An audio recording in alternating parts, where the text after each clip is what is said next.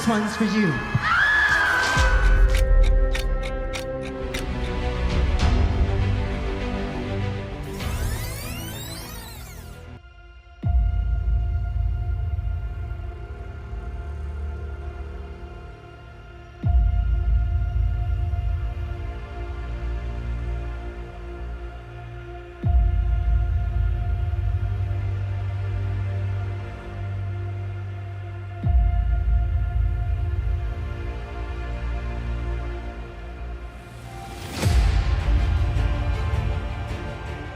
মানুহ নামৰ প্ৰজাতিটোৱে নিজকে জীৱশ্ৰেষ্ঠ বুলি গৰ্ব কৰোঁ হয়তো পৃথিৱীৰ আটাইতকৈ শেষৰটো প্ৰজাতিয়ে হৈছে এই মানৱ প্ৰজাতি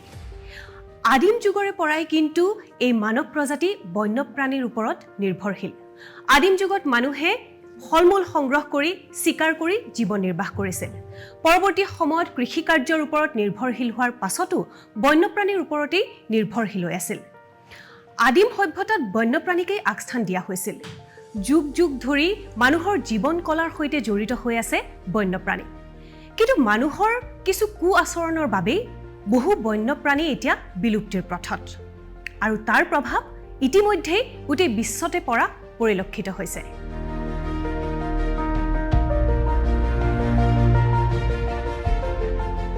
নমস্কাৰ বিস্ময় বিশ্বৰ আনিটি খণ্ডলৈ মই স্বৰ্ণালী আপোনালোক আটাইকে স্বাগতম জনাইছো আজিৰ অনুষ্ঠানৰ আৰম্ভণিতে আপোনালোকক দেখুৱাব বিচাৰিছো বিলুপ্ত হোৱা এটা ঘোঁৰাৰ প্ৰজাতিক কি ধৰণে সংৰক্ষণৰ ব্যৱস্থা কৰা হৈছে কিছু সংখ্যক মানুহৰ কু আচৰণৰ বাবে যদি কিছু সংখ্যক বন্যপ্ৰাণী বিলুপ্ত হৈছে কিছু সংখ্যক মানুহৰ এনে ব্যৱস্থাৰ বাবে এই বন্যপ্ৰাণীসমূহ সংৰক্ষিত অৱস্থাত আছে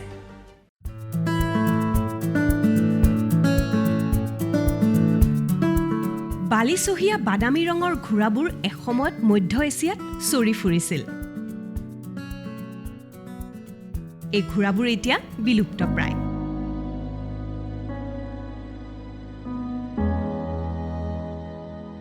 প্ৰায় 200 বছৰৰ পাছত প্ৰজেৱালস্কিৰ এই বিলুপ্ত প্ৰায় ঘোঁৰাবোৰ কাজাখাস্তানৰ মেথনিলৈ ঘূৰি আহিছে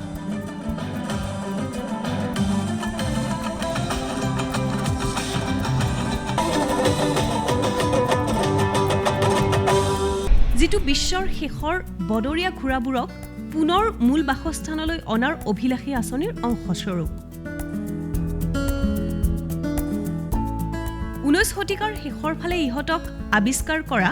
ৰাছিয়ান ভূগোলবিদ নিকোলাই প্ৰজেৱালস্কিৰ নামেৰে এইবোৰৰ নামাকৰণ কৰা হৈছিল সেই সময়ত এই ঘোঁৰাবোৰৰ পৰিসৰ পশ্চিম মংগোলিয়াৰ মাত্ৰ এটা অংশলৈ হ্ৰাস পাইছিল এতিয়া চেক গণৰাজ্যৰ প্ৰাক চিৰিয়াখানাই মধ্য কাজাখাস্তানৰ প্ৰায় ৭,০০০ বৰ্গ কিলোমিটাৰ সামৰি লোৱা ঘাঁহনি আৰু ২,৭০০ বৰ্গ মাইল জলাশয়ৰ বিশাল অঞ্চললৈ ঘোঁৰাবোৰক স্থানান্তৰিত কৰাৰ কাম হাতত লৈছে চেক সামৰিক বিমানেৰে প্ৰাগ আৰু বাৰ্লিনৰ পৰা কাজাখাস্তানৰ আৰ্কালিক চহৰলৈ বিমানেৰে এটা ষ্টেলিয়ন আৰু ৬টা মেৰ প্ৰজাতিৰ ঘোঁৰা স্থানান্তৰিত কৰা হৈছে ঘোঁৰাবোৰে শীতকালত পানী আৰু খাদ্য কিদৰে সংগ্ৰহ কৰিব শিকিবলৈ এবছৰ ধৰি এক্লিমেটাইজেশ্যন ঘেৰাওত থাকিব 1960 চনৰ শেষৰ ফালে প্ৰজেৱালস্কিৰ ঘোঁৰাবোৰ লাহে লাহে বিলুপ্ত হ'বলৈ ধৰিলে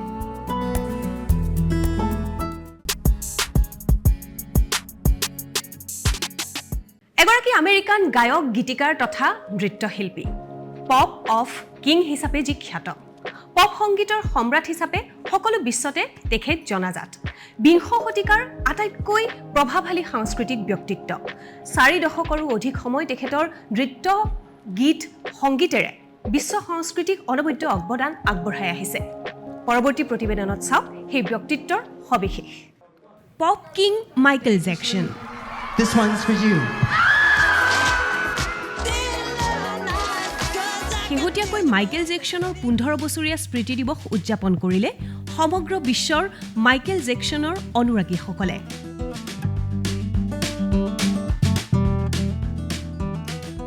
শিশু অৱস্থাৰ পৰাই তাৰকা জ্যাকসনে নিজৰ অভূতপূৰ্ব গীত আৰু মিউজিক ভিডিঅ'ৰে জনপ্ৰিয়তাৰ শিখৰত উপনীত হৈছিল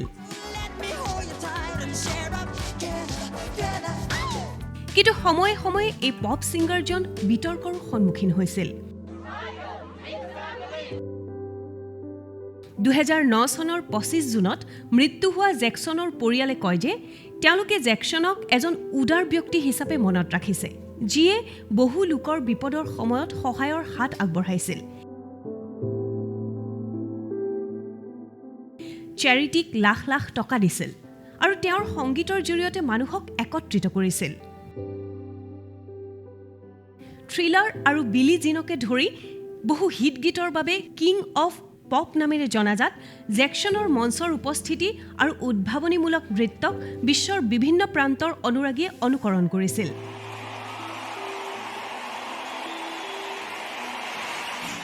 সৰ্বকালৰ সফল মনোৰঞ্জক আৰু কণ্ঠশিল্পী হিচাপে তেওঁ 13 বাৰ গ্ৰেমি বঁটা লাভ কৰিছিল লগতে ধাৰণা কৰা হয় যে তেওঁৰ জীৱনজোৰা অভিলেখ বিক্ৰীৰ সংখ্যা প্ৰায় 75 কোটি আছিল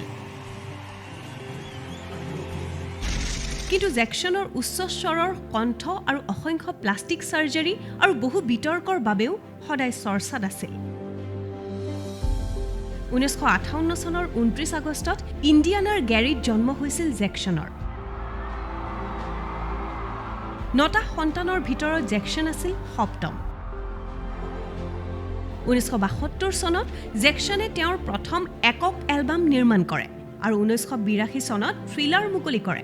যেটো সুপাৰ ডুপাৰ হিট হৈ পৰে আৰু ইয়াৰ পৰা 10টা একক গীতৰ সৃষ্টি হয় এই এলবামটোৰ আমেৰিকাত 2 কোটি 10 লাখ কপি আৰু বিশ্বজুৰি কমেও 2.7 কোটি কপি বিক্ৰী হৈছিল পিছৰ বছৰত এনবিসিৰ বিশেষ অনুষ্ঠানৰ সময়ত বিলি জিন পৰিবেশন কৰাৰ সময়ত তেওঁ নিজৰ স্বাক্ষৰযুক্ত মুনৱাক নৃত্যৰ পদক্ষেপ উন্মোচন কৰে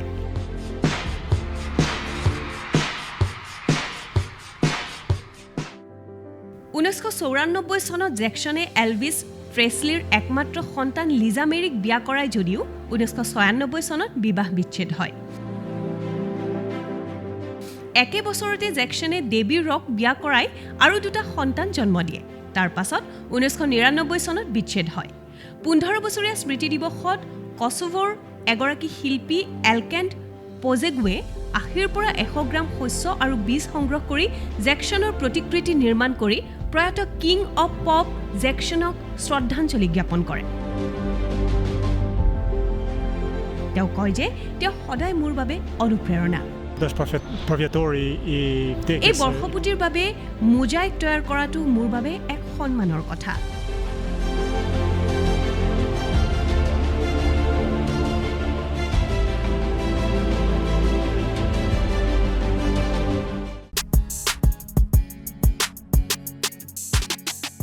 উৎকট গৰমৰ মাজতো দক্ষিণ চিলিৰ এখন চহৰত এতিয়া বৰফে ঢাকি ধৰিছে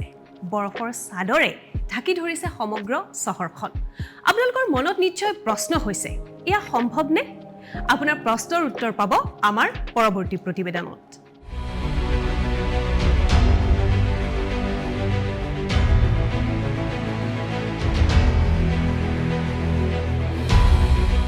প্ৰচণ্ড গৰমৰ মাজতো দক্ষিণ চিলিৰ পৰভেনিৰ চহৰৰ বাসিন্দাসকলে শেহতীয়াকৈ এক বিশেষ অভিজ্ঞতাৰ সাক্ষী হৈ ৰ'ল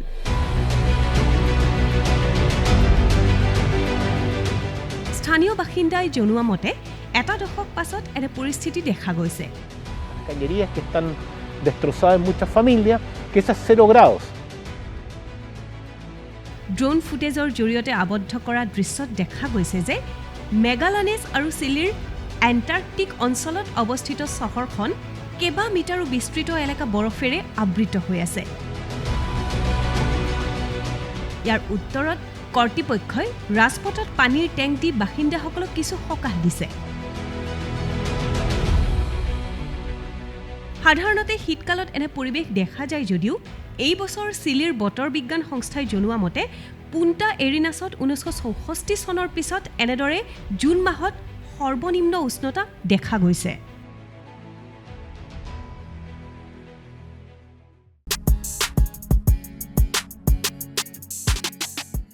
কানাডিয়ান এগৰাকী কণ্ঠশিল্পী কুইন অফ পাৱাৰ হিচাপে যি খ্যাত শক্তিশালী কণ্ঠ আৰু গায়কীৰ বাবে তেখেত বিশ্ববিখ্যাত চেলিন ডিয়ন শেহতীয়াকৈ চেলিন ডিয়নক লৈ এখন তথ্যচিত্ৰ নিৰ্মাণ কৰা হৈছে। My voice is the conductor of my life.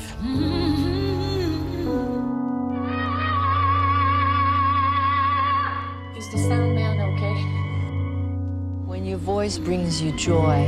I get wings to fly. I am Celine Dion. প্ৰখ্যাত কণ্ঠশিল্পী চেলিন ডিয়নৰ জীৱনৰ ওপৰত আধাৰিত এখন তথ্যচিত্ৰ। এই তথ্যচিত্ৰখনৰ প্ৰদৰ্শনৰ পূৰ্বে মঞ্চত আৱেগিক হৈ চেলিন ডিয়নে তেওঁৰ অনুৰাগীসকলক ধন্যবাদ জনায়। Thank you to all of you from the bottom of my heart for being part of my journey. Best of yourself. I need my instrument. এই তথ্যচিত্ৰখনত ডিয়নৰ জীৱন সংগ্ৰাম আৰু ডিয়নৰ জীৱন সলনি কৰা ৰোগৰ বিষয়ে উপস্থাপন কৰা হৈছে বুলি তথ্যচিত্ৰখনৰ পৰিচালক আইৰিন টেইলৰে জানিবলৈ দিয়ে। পৰিচালক টেইলৰে কয় যে এই তথ্যচিত্ৰখনত আপুনি যি দেখিব সেয়া হ'ল প্ৰামাণিক চেলিন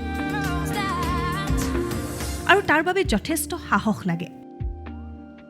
ডিয়নে ঘোষণা কৰিছিল যে তেওঁৰ ষ্টিফ পাৰ্চন চিণ্ড্ৰম নামৰ এক বিৰল স্নায়ুজনিত বিকাৰ ধৰা পৰিছে, Diagnosed with a very rare neurological disorder. যিয়ে পেশীত স্পাজমৰ সৃষ্টি কৰে।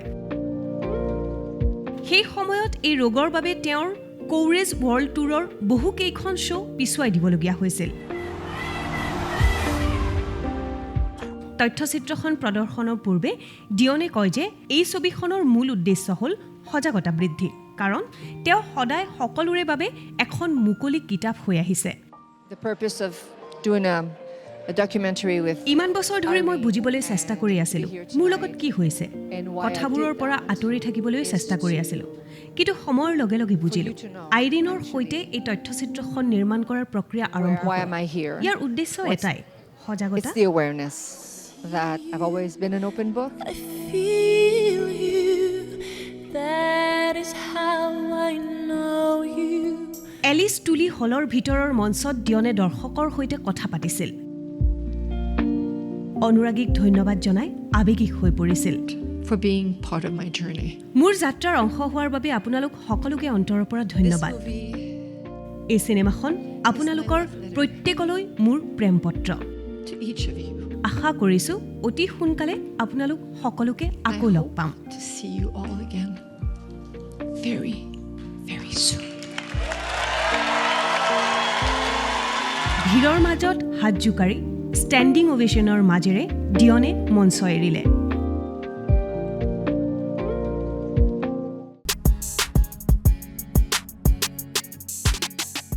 ৰাছিয়াৰ দীৰ্ঘদিনীয়া মিত্ৰদেশ কিউবাৰ হাভানা বন্দৰত নাটকীয়ভাৱে আগমন ঘটিল এখন ফ্ৰিগেট আৰু ছাবমেৰিনৰ। তাৰ পাছত কি হ'ল সবিশেষ এই প্ৰতিবেদনত।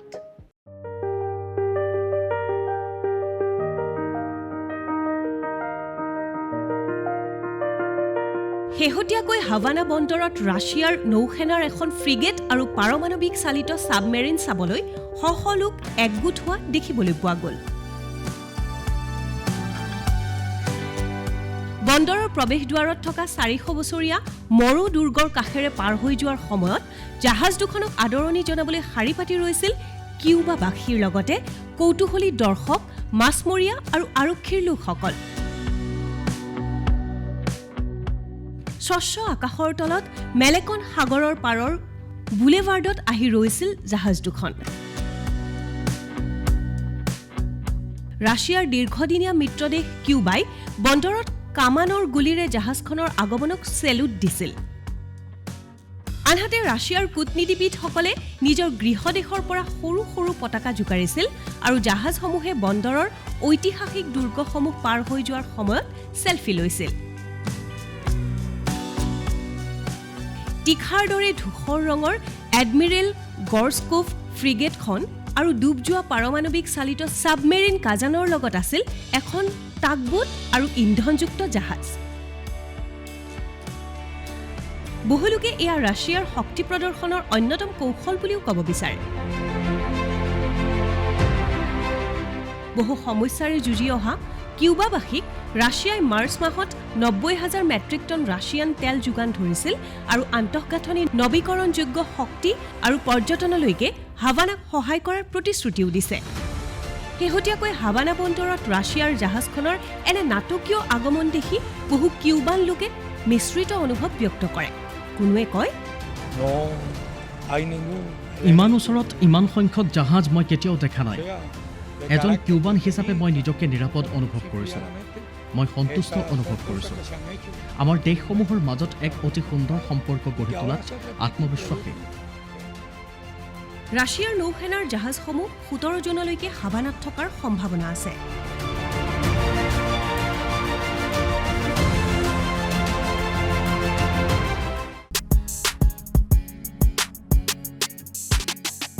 যিমানেই বতৰ পৰিৱৰ্তন হ'ব সিমানেই আমাৰ জীৱন প্ৰণালীৰো পৰিৱৰ্তন হ'ব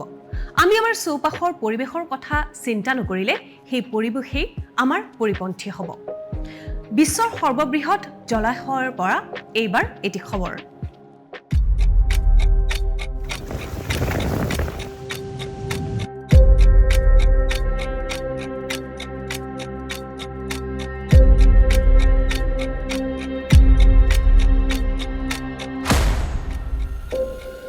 বিশ্বৰ সৰ্ববৃহৎ গ্ৰীষ্মমণ্ডলীয় জলাশয় ব্ৰাজিলৰ পান্টানাল অঞ্চলত সংঘটিত হৈছে যথেষ্ট সংখ্যক অগ্নিকাণ্ড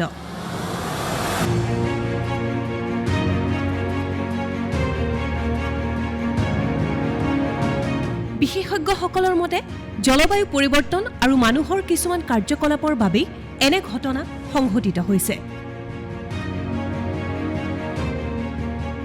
বৰষুণৰ মাত্ৰা হ্ৰাস পোৱা আৰু নদীৰ জলপৃষ্ঠ কমি যোৱাৰ ফলত এই অঞ্চলটো জুয়ে যথেষ্ট ক্ষতি সাধন কৰিছে ব্ৰাজিলৰ পৰিৱেশবিদ ডেলচিও ৰড্ৰিগেছৰ মতে কৃষকৰ পথাৰ জ্বলোৱাৰ প্ৰথাই পৰিস্থিতি আৰু বেয়া কৰি তোলে এই জুইৰ প্ৰাথমিক কাৰণ হিচাপে মানুহৰ এনে কাৰ্যকেই ধৰা হয় ৰড্ৰিগেছে উল্লেখ কৰে যে এই জুইৰ পৰিণতি হিচাপে বন্যপ্ৰাণীৰ মৃত্যু পৰিৱেশ তন্ত্ৰৰ পৰিৱৰ্তন জৈৱ বৈচিত্ৰ্য হ্ৰাস আৰু বাসস্থানৰ ক্ষতি ইত্যাদি ভয়াৱহ ৰূপত বৃদ্ধি পাবলৈ ধৰিছে আনহাতে এগৰাকী মাছমৰীয়া গাইড এমিল্টন ব্ৰেণ্ডাৱে নিজৰ নাৱেৰে কৰোম্বা চহৰলৈ লৈ যায় তাত থকা কৃষক ক্লেইটন জুছক নিজৰ গৰু মহ আদি জুইৰ পৰা ৰক্ষা কৰাত সহায় কৰে এমিল্টনে খুব দুখেৰে কয় যে এই সময়ত পান্টানালাত বানপানী হয় ইয়াক বিশ্বৰ আটাইতকৈ ডাঙৰ জলাশয় হিচাপে জনা যায় আৰু এতিয়া আমি ইয়াত কি দেখিছোঁ মৰুভূমিৰ দৰে হৈ পৰিছে এই ঠাই সকলোতে কেৱল মাত্ৰ জুই আমি সজাগ হোৱাৰ সময় আহি পৰিছে সময় থাকোঁতে আমি সলনি হ'ব লাগিব ব্ৰাজিলৰ নেশ্যনেল ইনষ্টিটিউট অফ স্পেচ ৰিচাৰ্চৰ তথ্য অনুসৰি যোৱা বছৰৰ একে সময়ছোৱাৰ তুলনাত চলিত বৰ্ষত এতিয়ালৈকে পান্টানালত সংঘটিত হোৱা অগ্নিকাণ্ডৰ সংখ্যা 10 গুণ বৃদ্ধি পাইছে federal university of Rio de জেনেৰিঅ'ৰ উপগ্ৰহ নিৰীক্ষণ কাৰ্যসূচী অনুসৰি 1 জানুৱাৰীৰ পৰা 9 জুনলৈকে পান্টানালৰ 3,400 বৰ্গ কিলোমিটাৰতকৈও অধিক ঠাই জ্বলি গৈছে যিটো 2012 চনৰ তথ্য অনুসৰি অভিলেখৰ সৰ্বোচ্চ মাত্ৰা এনে পৰিসংখ্যাই এতিয়া আতংকৰ সৃষ্টি কৰিছে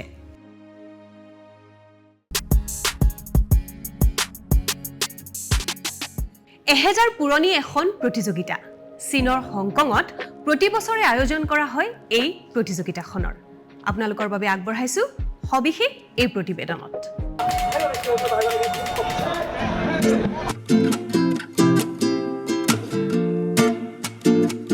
Obviously, there's a lot of people here, a lot of excitement. কেবাখনো ড্ৰেগন আকৃতিৰ নাও ঢোলৰ শব্দ আৰু উল্লাসেৰে ভৰি পৰিছে হংকঙৰ এবাৰদিন বন্দৰ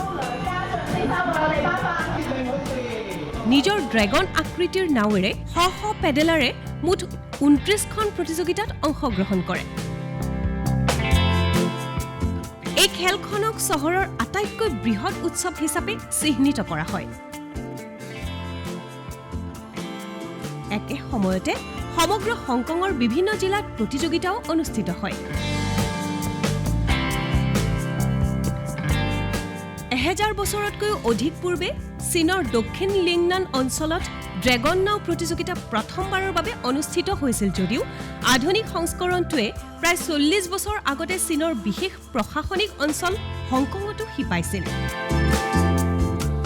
এই উৎসৱৰ উৎপত্তি চীনৰ প্ৰিয় কবি আৰু অভিজাত কিউ ইউৱানৰ কৰুণ মৃত্যুৰ পৰাই আৰম্ভ হয় যিয়ে নৈত পৰি নিজৰ জীৱনৰ অন্ত পেলাইছিল মাছে তেওঁৰ মৃতদেহ যাতে নাখায় তাৰ বাবে স্থানীয় লোকে ডাম্পলিং নদীত পেলাই দিছিল পৰৱৰ্তী সময়ত এই পৰম্পৰাৰ বিকাশ ঘটি ভাপত দিয়া চাউলৰ ডাম্পলিং খোৱা আৰু ড্ৰেগন নাওৰ প্ৰতিযোগিতা অনুষ্ঠিত কৰাটো বাৰ্ষিক প্ৰথালৈ পৰিণত হয়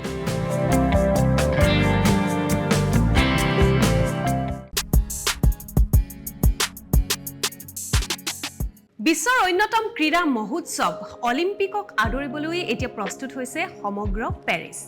পেৰিছে কি ধৰণে প্ৰস্তুতি চলাইছে এবাৰ আপোনালোকক এই প্ৰতিবেদনত দেখুৱাব বিচাৰিছো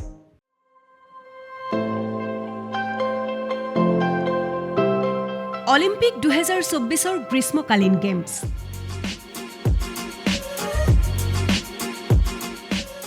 দৰ্শকক স্তম্ভিত কৰি তোলা অলিম্পিক টৰ্চ ৰিলেৰ পৰা আৰম্ভ কৰি সুইমিং পুল উন্মোচনৰ পৰা অলিম্পিকৰ অন্যতম জনপ্ৰিয় ক্ৰীড়াৰ আয়োজন কৰালৈকে এক বিশাল আয়োজন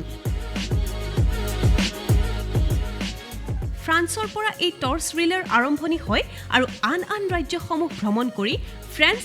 পলিনেছিয়াত এই ৰিলেৰ সামৰণি পৰে ফ্ৰান্সৰ দুৰ্গম দ্বীপ ৰিউনিয়নৰ মাজেৰে অলিম্পিকৰ টৰ্চে পাৰ হৈ গৈছিল প্ৰায় 100 জন মাশালবাহীয়ে আগ্নেয়গিৰিৰ দ্বীপটোৰ ওপৰেৰে শিখা কঢ়িয়াই লৈ গৈছিল আৰু কিংবদন্তি হেণ্ডবল খেলুৱৈ ডেনিয়েল নাৰ্চিছে নিজৰ গৃহ চহৰ সেন্ট ডেনিছত মাশাল জ্বলাই উদযাপন সমাপ্ত কৰিছিল ইয়াৰ পূৰ্বে ইউৰোপৰ দক্ষিণৰ পইণ্ট ডি লেংগেভিনলৈ যোৱাৰ পূৰ্বে প্ৰথম বসতিস্থলৰ লেণ্ডিং ষ্টেজত মাশাল জ্বলোৱা হৈছিল ইয়াৰ পিছতে এই ৰিলে ইউনেস্কোৰ বিশ্ব ঐতিহ্য ক্ষেত্ৰ প্লেইন ডেছ চেবলছৰ মাজেৰে পাৰ হৈ যায় 26 জুলাই অৰ্থাৎ অলিম্পিকৰ মুকলি অনুষ্ঠানত অলিম্পিকৰ কলড্ৰন জ্বলোৱা হ'ব টেইলৰ ছুইফ্টৰ গীতৰ তালে তালে সকলো নাচি উঠিব 11 আগষ্টত সামৰণি পৰিব অলিম্পিক গেমছ আৰু পেৰা অলিম্পিক 28 আগষ্টৰ পৰা 8 ছেপ্টেম্বৰলৈকে অনুষ্ঠিত হ'ব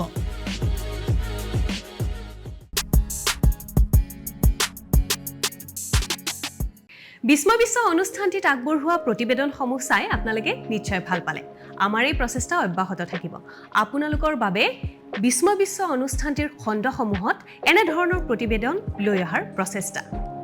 চাই থাকিব আমাৰ এই বিস্ময় বিশ্ব অনুষ্ঠানটি এইখিনিতে মই আপোনালোকক জনাব বিচাৰিছো আমাৰ এই অনুষ্ঠানটি টেলিভিছনৰ সমান্তৰালভাৱে আপোনালোকে ফেচবুক আৰু ইউটিউবতো উপভোগ কৰিব পাৰিব গতিকে আমাৰ এই অনুষ্ঠানটি চাই থাকিব আপোনালোকৰ বাবে আৰু এনে ধৰণৰ নতুন নতুন প্ৰতিবেদন আমি লৈ আহিম আজি যেহেতু সময় হৈ আহিল আজিৰ এই খণ্ডটিৰ পৰা মই স্বৰ্ণালীয়ে এতিয়ালৈ বিদায় লৈছো ধন্যবাদ